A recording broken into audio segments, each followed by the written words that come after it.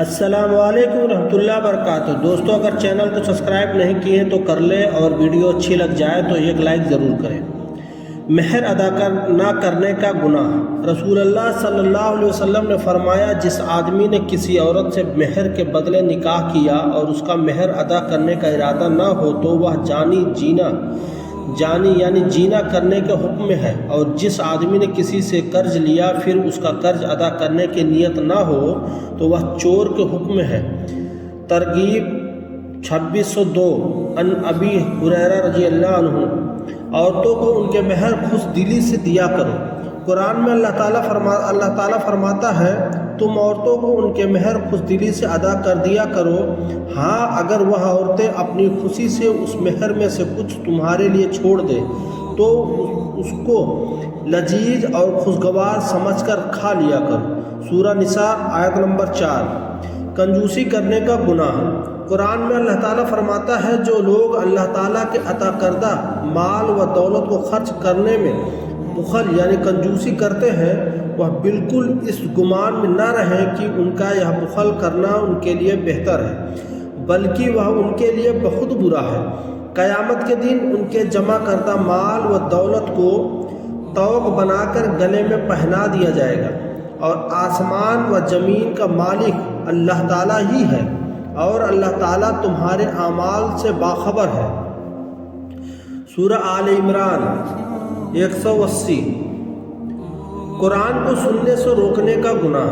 قرآن میں اللہ تعالیٰ فرماتا ہے، یہ کافر لوگ ایک دوسرے سے کہتے ہیں کہ اس قرآن کو مت سنا کرو اور اس کے دوران شور مچایا کرو، امید ہے کہ اس طرح تم غالب آ جاؤ گے۔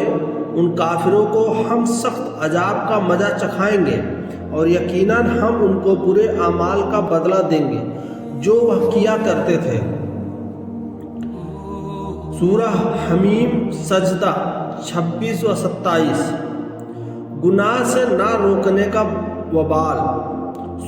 رسول اللہ صلی اللہ علیہ وسلم نے فرمایا، جو آدمی ایسے لوگوں کے درمیان رہ کر گناہ کا کام کرتا ہو کہ وہ اس کو روکنے پر قادر ہو مگر پھر بھی نہ روکے، تو اللہ تعالیٰ مرنے سے پہلے ان کو بھی اس گناہ کے عذاب میں مبتلا کر دے گا۔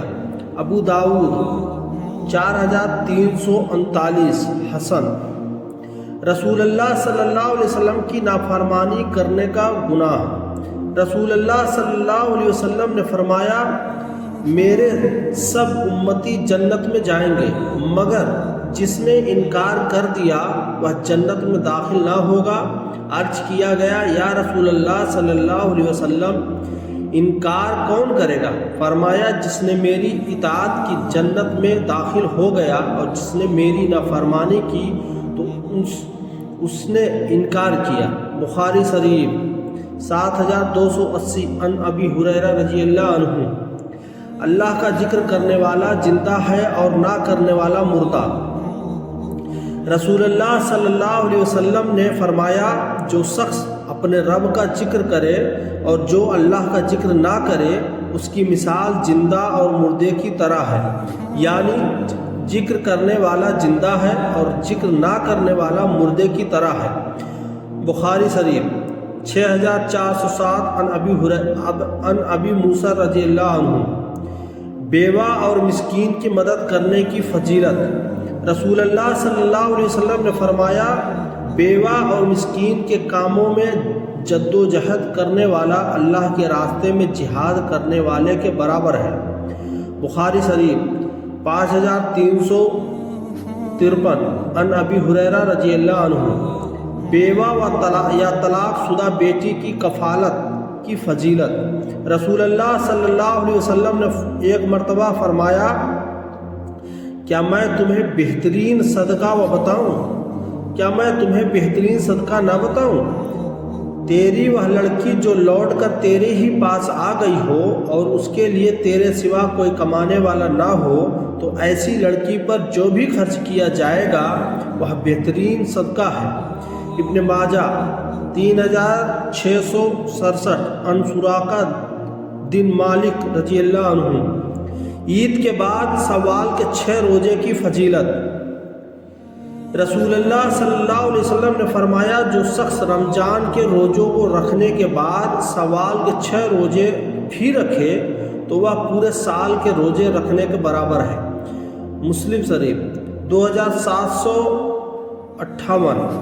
فائدہ: جو شخص سوال کے پورے مہینے میں کبھی بھی ان 6 روزوں کو رکھے گا تو وہ اس فضیلت کا مستحق ہوگا۔ اذان کے جواب دے کر دعا کرنے کی فضیلت۔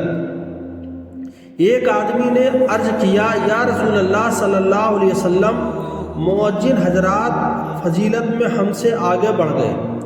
رسول اللہ صلی اللہ علیہ وسلم نے فرمایا، تم بھی اسی طرح اذان کا جواب دیا کرو جس طرح وہ اذان دیتے ہیں، پھر جب تم فارغ ہو جاؤ تو اللہ تعالیٰ سے دعا کرو، تمہاری دعا پوری ہوگی۔ ابو داؤد 524۔ کافر کا مرعوب ہو جانا۔ حضرت جابر رضی اللہ عنہ فرماتے ہیں کہ ہم رسول اللہ صلی اللہ علیہ وسلم کے ساتھ ایک گجبے میں جا رہے تھے۔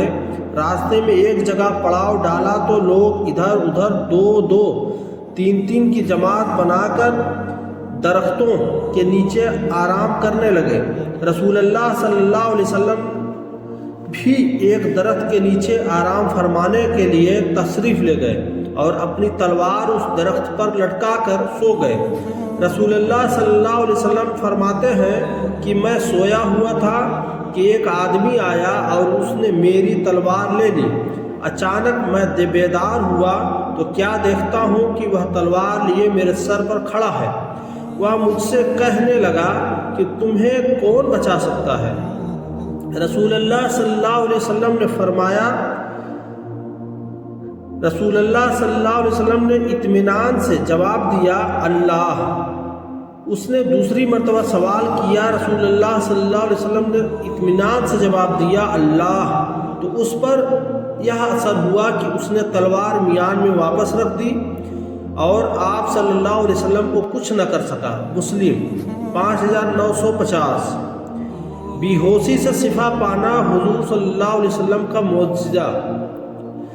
حضرت جابر رضی اللہ عنہ فرماتے ہیں کہ ایک مرتبہ میں سخت بیمار ہوا تو رسول اللہ صلی اللہ علیہ وسلم اور حضرت ابو بکر صدیق رضی اللہ عنہ دونوں حضرات میری عیادت کو تشریف لائے۔ یہاں پہنچ کر دیکھا کہ میں بے ہوش ہوں تو آپ صلی اللہ علیہ وسلم نے پانی منگوایا اور اس سے وضو کیا اور پھر باقی پانی مجھ پر چھڑکا، جس سے مجھے افاقہ ہوا اور میں اچھا ہو گیا۔ مسلم شریف 4147۔ جابر بن عبداللہ رضی اللہ عنہ۔ حضرت ثابت رضی اللہ عنہ کے لیے پیشن گوئی۔ حضور صلی اللہ علیہ وسلم کا معجزہ۔ آپ صلی اللہ علیہ وسلم نے حضرت ثابت بن قیس رضی اللہ عنہ سے فرمایا تھا، کیا تم اس پر راضی نہیں کہ ایک اچھی زندگی بسر کرو اور شہید کی موت مرو اور پھر جنت میں داخل ہو جاؤ؟ تو حضرت ثابت رضی اللہ عنہ نے فرمایا، یا رسول اللہ صلی اللہ علیہ وسلم، ہاں کیوں نہیں؟ چنانچہ حضرت ثابت رضی اللہ عنہ نے اچھی زندگی بسر کی اور پھر اللہ کی راہ میں شہید ہو گئے۔ معجم کبیر طبرانی 1296۔ خوشحالی عام ہونے کی خبر دینا۔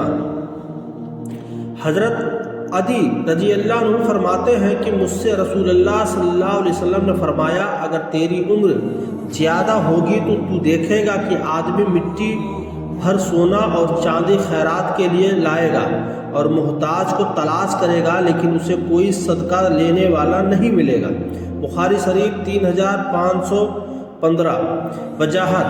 علماء نے لکھا ہے کہ حضرت عدی بن حاتم رضی اللہ عنہ کی عمر 120 سال ہوئی اور یہ پیشن گوئی حضرت عمر بن عبدالعزیز رضی اللہ عنہ کے زمانے میں پوری ہوئی کہ زکوٰۃ لینے والا کوئی محتاج و مفلس نہیں ملتا تھا۔ جماعت کے متعلق خبر دینا۔ ایک مرتبہ رسول اللہ صلی اللہ علیہ وسلم اپنے صحابہ سے گفتگو فرما رہے تھے۔ دوران گفتگو ارشاد فرمایا، ابھی تمہارے پاس اس طرف سے مشرق والوں کی ایک با اخلاق جماعت آئے گی۔ چنانچہ حضرت عمر رضی اللہ عنہ کھڑے ہو کر اس طرف چلے۔ تھوڑی ہی دور پہنچے تھے کہ سامنے سے 13 افراد پر مشتمل ایک جماعت آئی۔ حضرت عمر رضی اللہ عنہ نے پوچھا کون ہو؟ جماعت نے کہا ہم قبیل بنی عبد قیس سے تعلق رکھتے ہیں۔ حضرت عمر رضی اللہ عنہ نے پوچھا کیا اس شہر میں تجارت کے ارادے سے آئے ہو؟ تو انہوں نے فرمایا نہیں۔ حضرت عمر رضی اللہ عنہ نے فرمایا ابھی رسول اللہ صلی اللہ علیہ وسلم نے آپ لوگوں کا تذکرہ کیا تھا اور تعریف کی تھی۔ بہقی کی دلائل النبوہ 2072۔ اللہ کے راستے میں جانے والوں کو دعا دینا۔ رسول اللہ صلی اللہ علیہ وسلم نے ایک جماعت کو اللہ کے راستے میں روانہ کرتے ہوئے فرمایا اللہ کے نام پر سفر شروع کرو، اور یہ دعا دی۔ ترجمہ: اے اللہ ان کی مدد فرما۔ طبرانی کبیر 11379۔